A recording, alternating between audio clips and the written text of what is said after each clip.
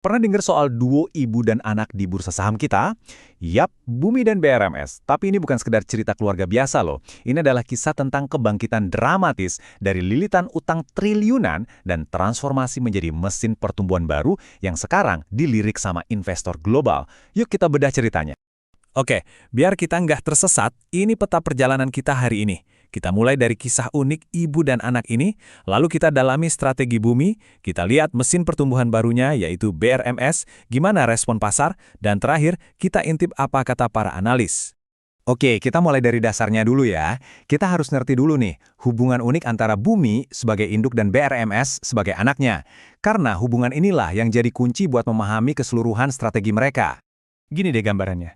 Di satu sisi ada Bumi, si raksasa batu bara yang lagi berjuang bangkit dari masa lalunya yang kelam.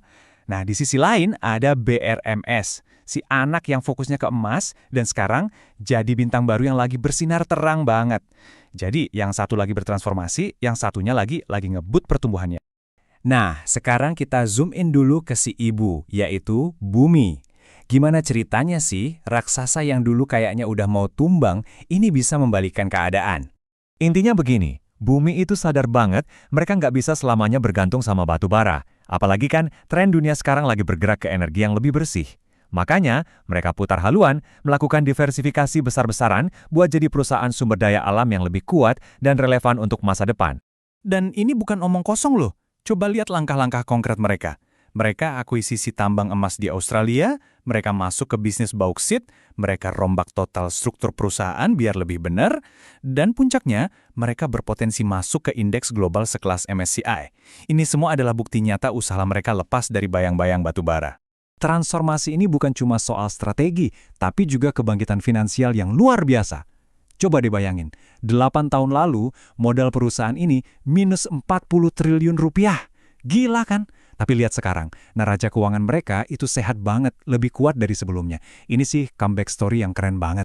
Oke, si ibu lagi sibuk berbenah, terus anaknya ngapain? Nah, sekarang kita lihat si anak yang super ambisius ini, BRMS. Lihat deh, peta ini.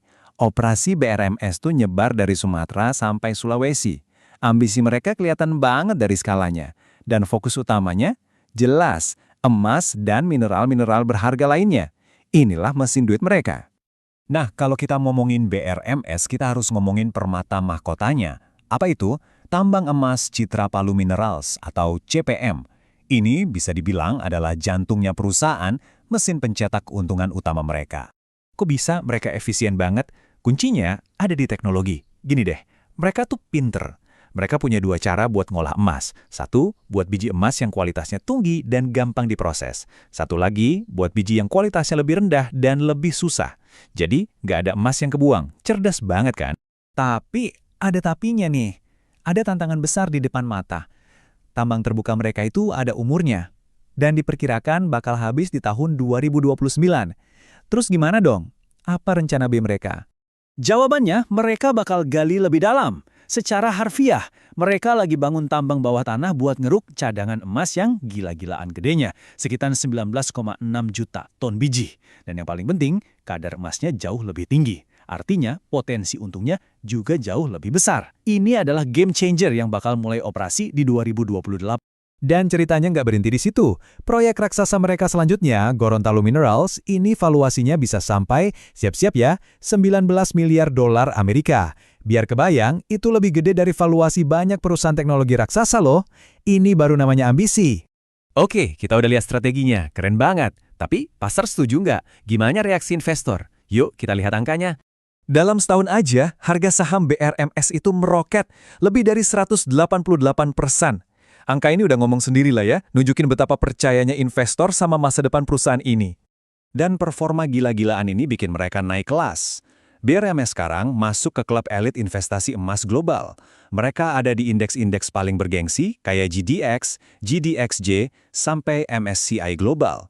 Ini tuh pengakuan kelas dunia.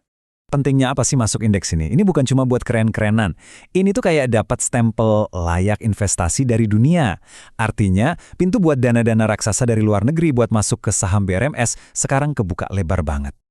Oke, strategi udah, validasi pasar udah. Nah, sekarang bagian terakhir yang gak kalah penting. Para ahli bilang apa? Apa kata analis? Hasil survei ke-6 analis nunjukin sentimen yang positif banget. Coba lihat, 4 dari mereka bilang beli, 2 bilang tahan, dan yang paling penting, nggak ada satupun yang nyaranin jual. Nah, para analis ini ngasih target harga rata-rata buat 12 bulan ke depan di angka Rp1.130 per saham. Nah, ini dia bagian yang menarik. Bahkan bisa dibilang sedikit rumit. Walaupun analis optimis, target harga rata-rata mereka itu ternyata ada di bawah harga saham sekarang. Loh kok bisa?